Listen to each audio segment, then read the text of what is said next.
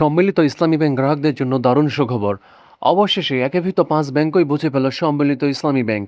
যদিও এর আগে ব্যাংকের কর্মকর্তারা জানিয়েছিলেন, ব্যাংক একীভূত হলেও প্রযুক্তিগত সমন্বয় পুরোপুরি শেষ হতে আরও কিছুটা সময় লাগবে। আইটি ব্যবস্থা এক না হওয়া পর্যন্ত পুরনো নামে আন্তর্জাতিক বাণিজ্য ও নস্ট্র হিসাবে লেনদেন পরিচালিত হচ্ছে। প্রযুক্তিগত একীকরণ সম্পন্ন হলেই ৫ ব্যাংকের পৃথক পরিচালিত মুছে গিয়ে একক নামে সম্মিলিত ইসলামী ব্যাংক হিসেবে পূর্ণাঙ্গ ব্যাংকিং কার্যক্রম শুরু হবে।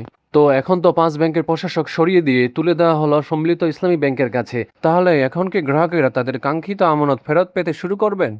কি বলছে দৈনিক ইনকিলাবের এই পত্রিকার প্রতিবেদন? এ বিষয়ে বিস্তারিত থাকবে আজকের ভিডিওতে, তাই ভিডিওটি শুরু করার আগে ছোট্ট একটি রিকোয়েস্ট।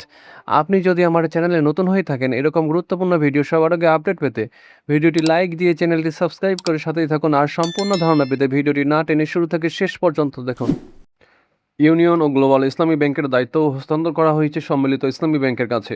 সরিয়ে নেওয়া হয়েছে প্রশাসকদের, ফলে একীভূত হওয়া শরিয়া ভিত্তিক ৫টি ব্যাংকই বুঝে পেল সম্মিলিত ইসলামী ব্যাংক। গতকাল বৃহস্পতিবার সন্ধ্যায় বাংলাদেশ ব্যাংকে আয়োজিত এক অনুষ্ঠানের মধ্য দিয়ে ইউনিয়ন ও গ্লোবাল ইসলামী ব্যাংকের দায়িত্ব হস্তান্তর করা হয়। এর আগে গেল ৩০ জুন প্রথম ব্যাংক হিসেবে এক্সিমের দায়িত্ব বুঝে নেয় সম্মিলিত ইসলামী ব্যাংক। পরে ৬ আগস্ট সোশ্যাল ইসলামী ব্যাংক এবং ১০ আগস্ট ফার্স্ট সিকিউরিটি ইসলামী ব্যাংকের নিয়ন্ত্রণ তুলে দেওয়া হয়। আওয়ামী শাসনামলে একীভূত এই ৫টি ব্যাংকে তৎকালীন সরকারের ঘনিষ্ঠদের বিরুদ্ধে লুটপাটের অভিযোগ রয়েছে। এর মধ্যে ইউনিয়ন ও গ্লোবাল ইসলামী ব্যাংকের মালিকানাই ছিল চট্টগ্রামে আলোচিত শিল্পগোষ্ঠী এস-সালাম গ্রুপ। এছাড়া ফার্স্ট সিকিউরিটি ইসলামী ব্যাংক দখল করে সেই ব্যাংকের মালিকানায়ও যায় এস-সালাম। আর এক্সিম ব্যাংকের নিয়ন্ত্রণ ছিল নাশা গ্রুপের চেয়ারম্যান নজরুল ইসলাম মজুমদারের হাতে। ছাত্র জনতার গণ অভ্যুত্থানে ফ্যাসিস্ট শেখ হাসিনা সরকারের পতনের পর এসব ব্যাংকের লুটপাটের তথ্য বেরিয়ে আসতে থাকে। বিতরণ করা ঋণের বড় অংশই খেলাপি হওয়ায় ব্যাংকগুলো আমানতকারীদের অর্থ ফেরত দিতে পারছিল না। এ অবস্থায় বাংলাদেশ ব্যাংক এসব ব্যাংকে টাকা ধার দিয়ে পরিস্থিতি সামাল দেওয়ার চেষ্টা করে। তবে এতেও পরিস্থিতির উন্নতি না হওয়ায় অন্তর্বর্তী সরকারের সময়ে বাংলাদেশ ব্যাংক ৫টি ব্যাংকে একীভূত করার সিদ্ধান্ত নেয়। গত বছরের ৩০ নভেম্বর সম্মিলিত ইসলামী ব্যাংকের লাইসেন্স দেয় বাংলাদেশ ব্যাংক।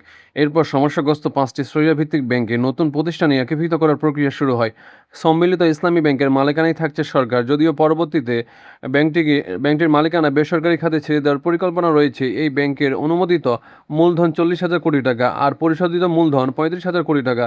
এই মূলধনের ২০,০০০ কোটি টাকার যোগান দিচ্ছে সরকার।